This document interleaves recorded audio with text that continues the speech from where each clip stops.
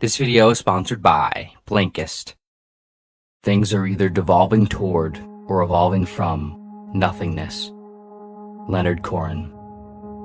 Cracks on a plate, a stain on a couch, a room slightly askew, a wrinkle on a face. For most of us, these things are to be avoided, replaced, or at the very least, they're less than desirable. We turn away from signs of imperfection, of damage, of impermanence. We yearn for the ideals, the symmetrical and youthful, the timeless and undamaged, the absolute and perfect. Western tradition wields reason and order as its choice of weapons in the war against the universe. So-called laws and truths from battles thought won hang over its mantle. Ideals burn in its hearth.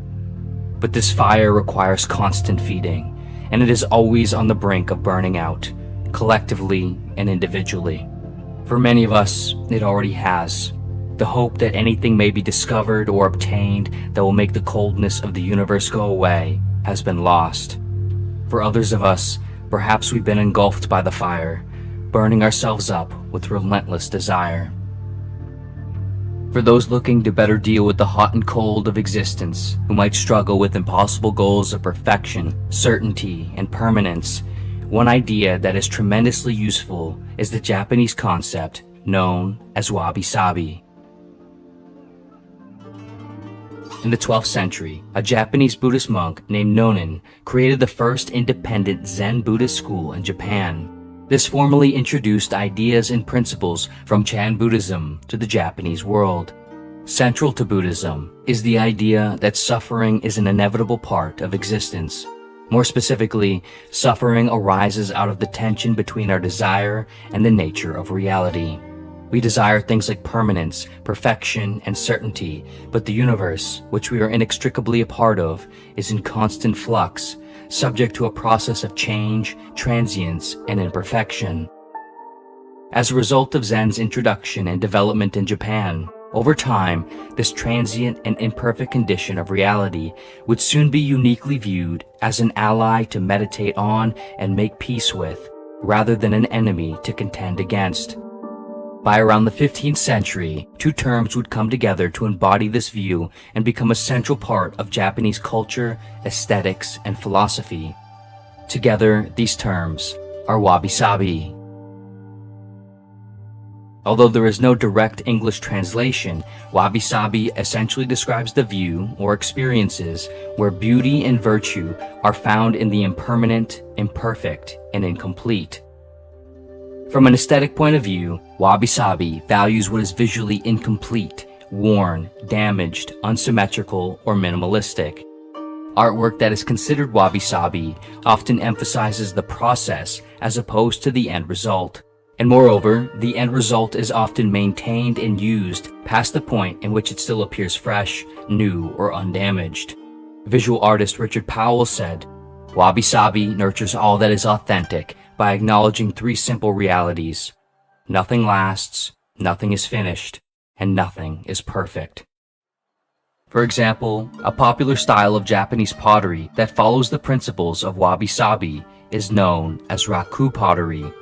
This style of pottery is often hand-shaped, fired at low temperatures, and left to cool in the open air, resulting in porous, inconsistent, and uniquely shaped vessels. This outcome and process intentionally puts an emphasis on simplicity and naturalness. Another Japanese practice, known as kintsugi, involves the repairing of broken pottery by covering the cracked areas with powdered gold, silver, or platinum, mending the vessel back together. The mended cracks are intentionally left prominent, viewed as beautiful, enhanced parts of the piece.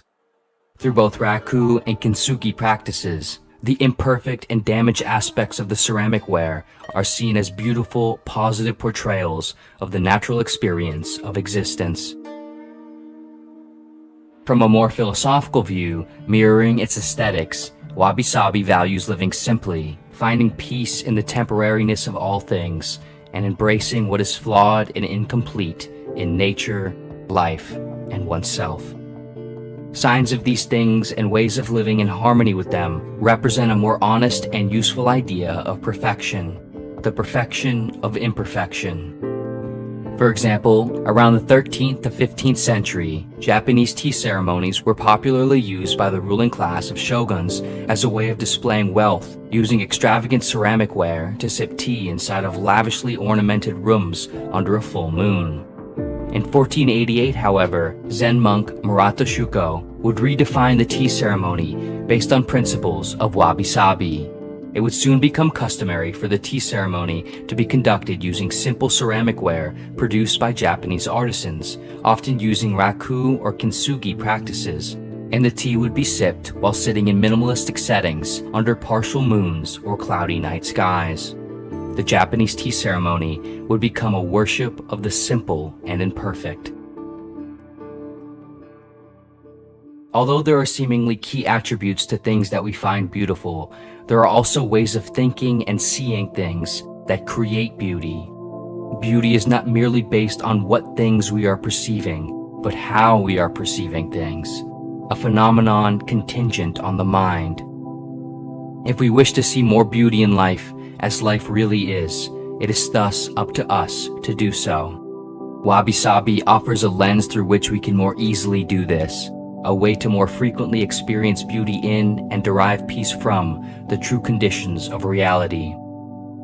Beauty, writes artist Leonard Cohen, can be coaxed out of ugliness. Wabisabi is ambivalent about separating beauty from non-beauty or ugliness.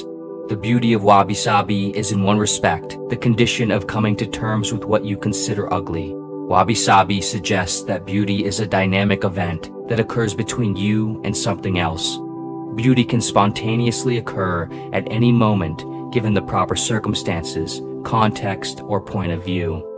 Beauty is thus an altered state of consciousness, an extraordinary moment of poetry and grace. There is nothing inherently wrong with continually striving for something closer to perfection, but in truth, the distance between good and perfect is infinite. Wabisabi reminds us to not depend on ever finally arriving. It reminds us rather that the process is part of the results, that the beauty of things is largely in our mind, and that nothing in nature is perfect, complete, or permanent. And if nature can't make it that way, why would we think we can? On one hand, Wabisabi refers to and describes an important part of Japanese history and culture. But on the other, it refers to a philosophical idea and aesthetic experience deeply relevant to us all. Everything we try will fail in some way. Everything we finish will be some amount incomplete. Everything we know, everything we cherish, everything that works right now will decay, fall apart, and disappear back into nothingness. This is something we all must contend with. We can thrash against and resist it, which naturally and inevitably we will.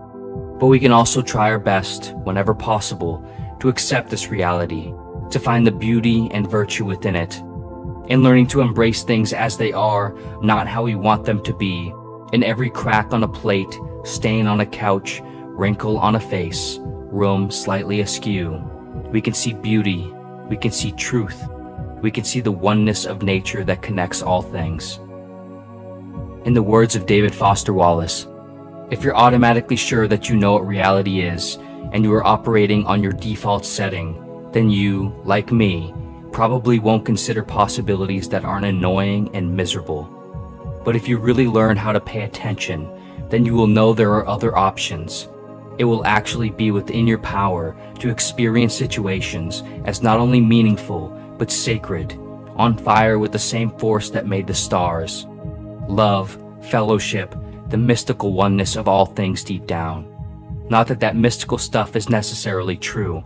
The only thing that's capital T true is that you get to decide how you're going to try to see it. Wabi-sabi may not be everyone's taste, and moreover, arguably, even for those for whom it is, no one can ever totally embrace imperfection, impermanence, or incompleteness. But perhaps in our own imperfect abilities to ever fully embrace imperfection, we are, in a way, nonetheless, still embodying the idea of wabi-sabi perfectly. This video was sponsored by Blinkist. If you're interested in learning more about Japanese philosophy, culture, and history, or perhaps more about Buddhism and other Eastern philosophies, Blinkist is a fantastic, enjoyable way to do so. Blinkist is an app that allows you to discover and understand the most important insights from over 5,500 nonfiction books and podcasts across 27 different categories, all in just 15 minutes. Blinkist even has curated collections to help make it even easier to discover new books that you're interested in and better organize your learning process. For example, one collection, called The Japanese Way, contains an assortment of incredible books covering various Japanese approaches to different areas of life.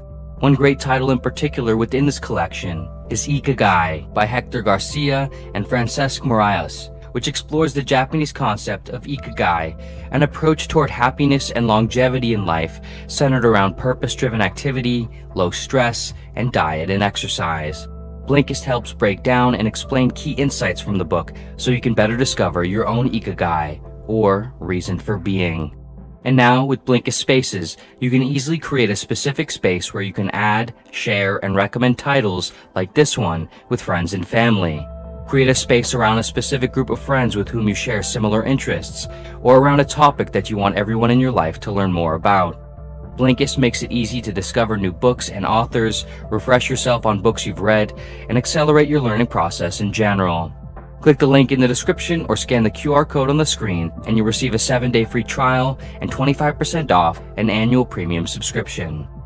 And of course, as always, thank you so much for watching in general, and see you next video.